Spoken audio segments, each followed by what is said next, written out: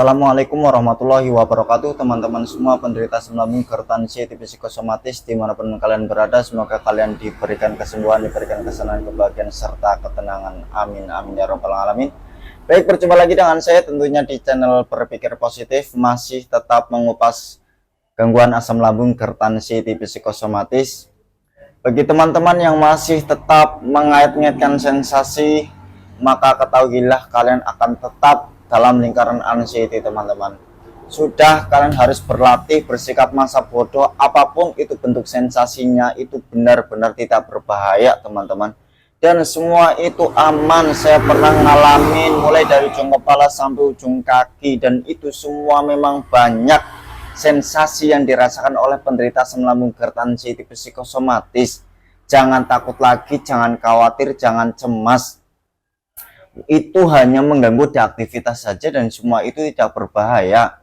Semua yang kalian alami itu semua bisa teratasi, semua itu tidak berbahaya asal kalian itu mau cuek terhadap sensasi. Kalau kalian masih susah, wajar karena tidak ada energi di mental kalian.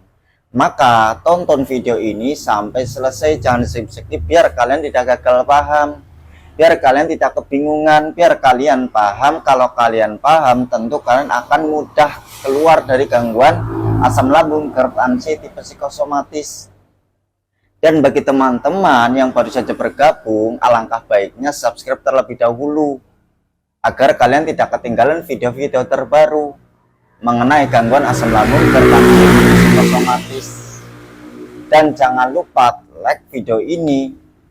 Kalau perlu kalian share video ini kepada teman-teman yang juga sedang mengalami gangguan asam lambung, hipertensi, psikosomatis. Tonton video ini sampai selesai.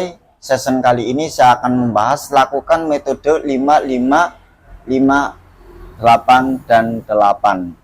Ini sangat-sangat mudah, dan semua itu ketika kalian melakukan semuanya itu kalian pasti bisa cepat keluar dari gangguan asam lambung, hipertensi, psikosomatis. Harapan saya video ini ya biar kalian tersugesti. Harapan saya kalian itu termotivasi, semangat, bangkit, dan minimalnya semoga video ini menemani bagi penderita asam lambung, hipertensi, psikosomatis.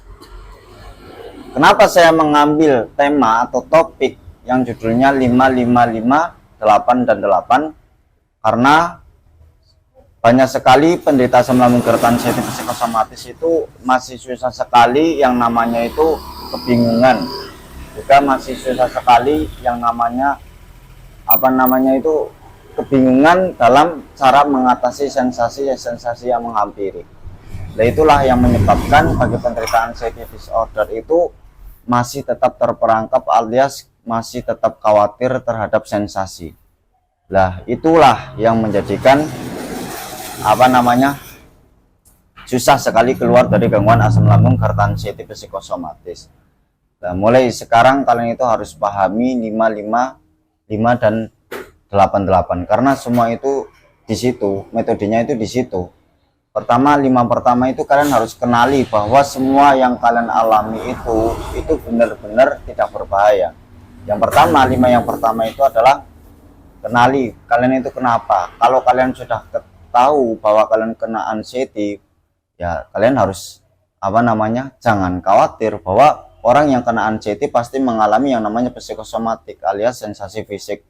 1001 sensasi itu kan banyak, teman-teman. Itu tidak sedikit, itu banyak sekali. Maka mulai sekarang ya udah jangan khawatir gitu loh. Orang yang kena anxiety itu sudah pasti teman-teman, itu sudah pasti mengalami sensasi ya. Lah, kalian memiliki suatu ketraumaan serasa kayak MOM itu cuma serasa saja, dan itu semua tidak akan terjadi. Aman, teman-teman, aman. Kalian jangan cemas, jangan takut, jangan khawatir. Serasa kayak MOM itu namanya GERD. Sering saya sampaikan namanya itu GERD, dan itu tidak berbahaya. Itu tidak berbahaya, sama sekali tidak berbahaya, teman-teman. Nah, kalian kalau sudah tahu bahwa kalian kena asam lambung, GERD, ya sudah, jangan terlalu overthinking, jangan kebanyakan searching, jangan ingin tahu melalui Google, melalui searching itu nanti akan membuat mental kalian semakin down, mental kalian semakin terpuruk. Jadi akibatnya kalian apa-apa jadi takut. Saya udah pernah ngalamin semua teman-teman, takut dengar ambulan, takut dengar burung di malam hari, takut dengar orang sakit, takut dengar kabar duka, mau sholat takut, jamaah takut, semua itu ditakutin. Di kesepian takut, di keramaian takut, mau mandi takut, mau tidur takut, di sore hari takut, cemas dan khawatir, gelisah, sedih teman-teman.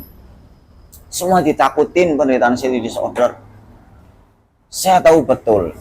Belum lagi sensasinya, mulai dari ujung kepala sampai ujung kaki, keliengan, jenat-jenut, ada yang jalan di area kepala, rambut rontok, mata buram, pandangan nyata dan tidak nyata, hidung tersumbat, mual, kemudian telinga berdenging, terus kerongkongan mengganjal, kerongkongan kayak serak, kemudian kalau batuk itu rasanya nggak nyaman sekali, horor, leher belakang menegang, pundak pada kaku, pergelangan tangan ini semua pada kaku semua, nggak enak, nggak nyaman, dada sakit semua, seluruh dada itu sakit, kanan kiri, ulu hati sakit, selekat-selekit, jantung berdebar-debar, nafas berat, perut begah, perut sakit, perut panas, BAB susah, BAB berbusa, pinggang sakit, nyut-nyutan, terus lagi kebas, belum lagi begah perutnya, piar-piaran, les-lesan, semboyongan, ngambang kayak mau pingsan, serasa ada gempa. Terus kaki itu semua kaku, gemetar kalau dibawa berdiri, rasanya nggak nyaman sekali. Terus hawanya itu lemes, mudah capek, mudah lelah, ngos-ngosan. Terus lagi kedutan, celakat-celekit, semua itu saya ngalamin teman-teman. Serasa kayak ngantuk terus menerus, itu semua saya ngalamin. Saya menggunakan metode itu 5-5-5-8-8. Yang kedua itu apa? Sadari bahwa kalian itu kena anxiety, kena psikis teman-teman. Sadari bahwa kalian itu kena psikis. Orang yang kena psikis pasti ngalamin psikosomatik, itu sudah pasti. Sensasi fisik itu sudah pasti ngalamin. Jangan takut, jangan searching. Sensasi yang kalian alami itu jangan dicari di Google, itu nanti ujung-ujungnya muncul. Yang muncul apa? Nanti ujung-ujungnya muncul penyakit. Lah kalau yang muncul penyakit, kalian takut, kalian mentalnya down, akhirnya dipikir, akhirnya apa-apa jadi takut, ketakutan meningkat, kecemasan meningkat. Udah, sadari bahwa kalian kena psikis. Dari 5 yang ketiga itu apa? Selanjutnya itu adalah kalian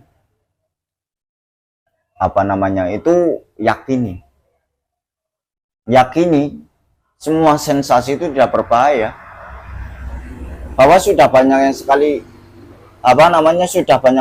yang sudah sembuh, saya saja bisa sembuh, kalian pasti bisa sembuh.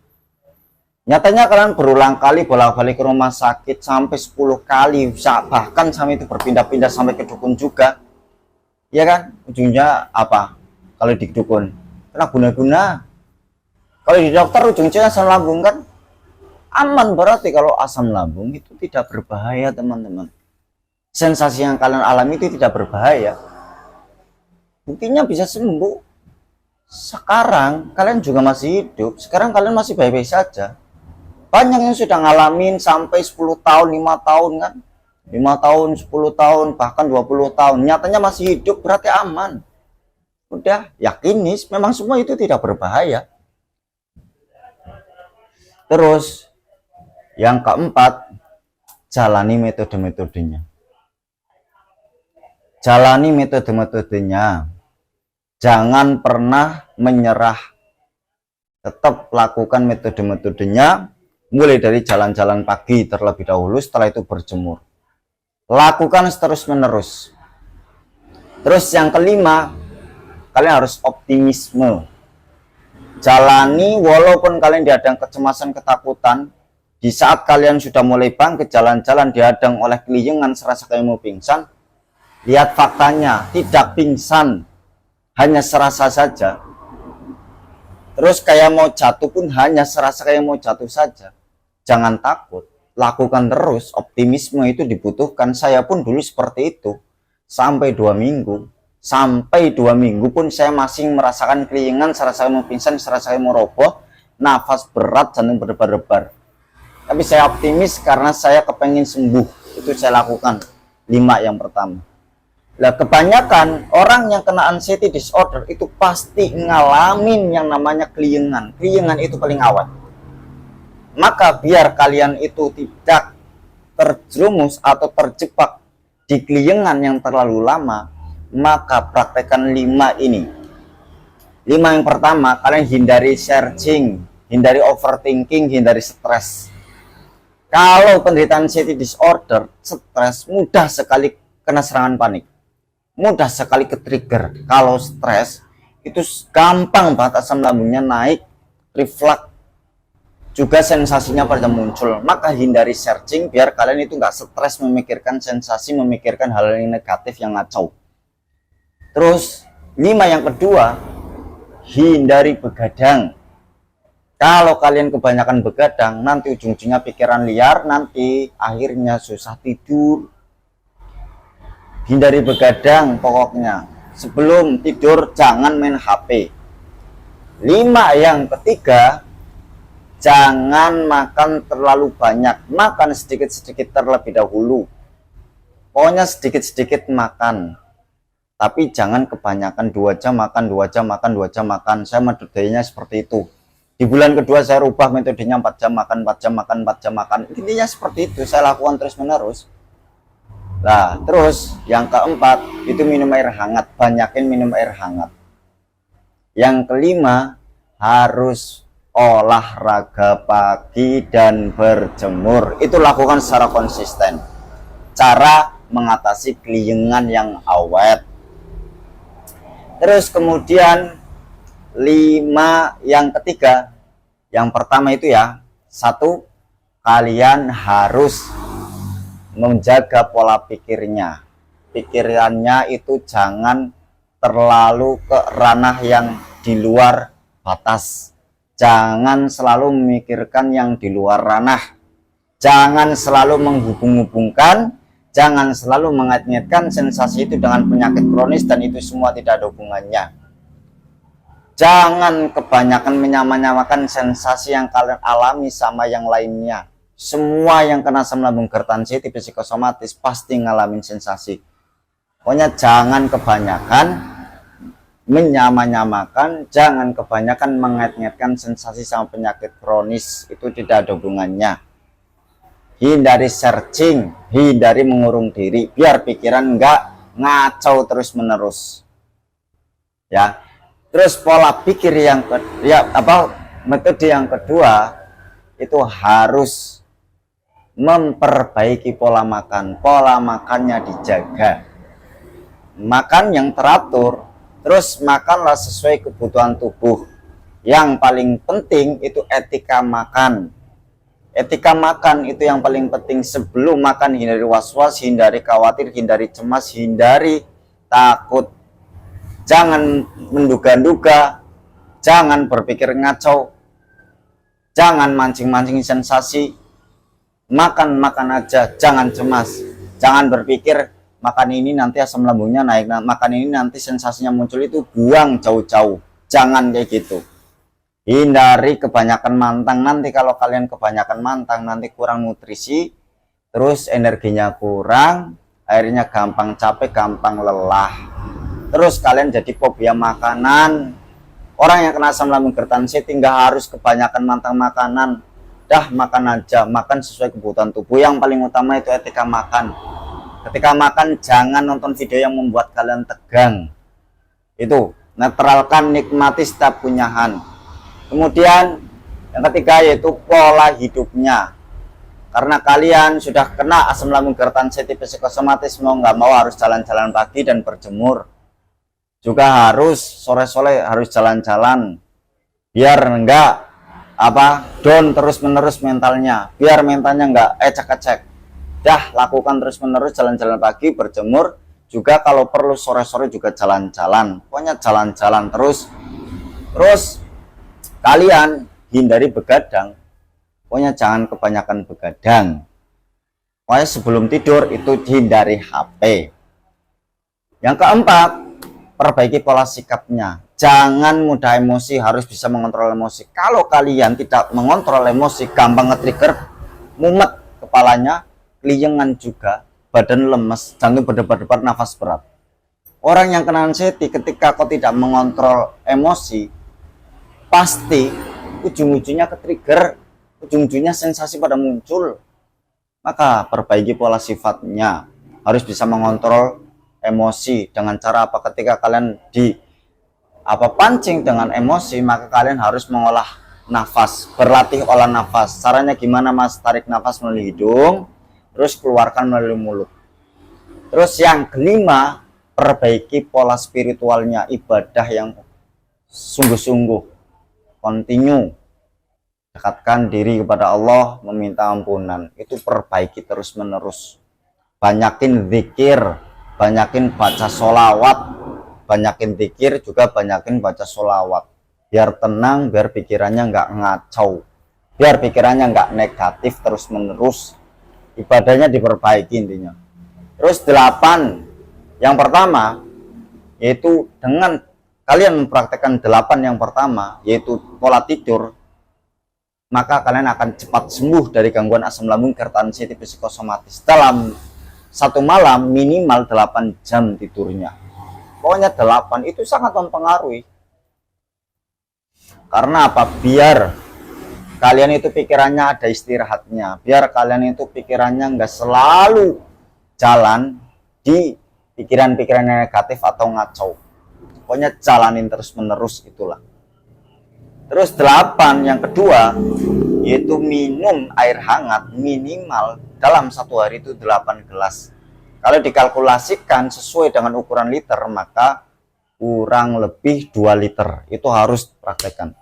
Dah, sekarang kalian itu praktekkan itu 5, 5, 5, 8, 8. Juga kalian harus memperlakukan diri kalian itu layaknya orang normal, orang sehat. Anggap aja ini enggak apa-apa gitu loh. Anggap aja baik-baik saja, anggap saja kita nggak kenapa-napa. Udah praktekkan seperti itu, rubah mindset. Pokoknya jangan menganggap bahwa kita itu memiliki penyakit. Memang kita nggak memiliki penyakit, kita hanya digangguan asam lambung, gerd, anxiety saja. Dah, ketika ada sensasi bodoh amat, banyakin bodoh amat, dan bodoh amat secara konsisten.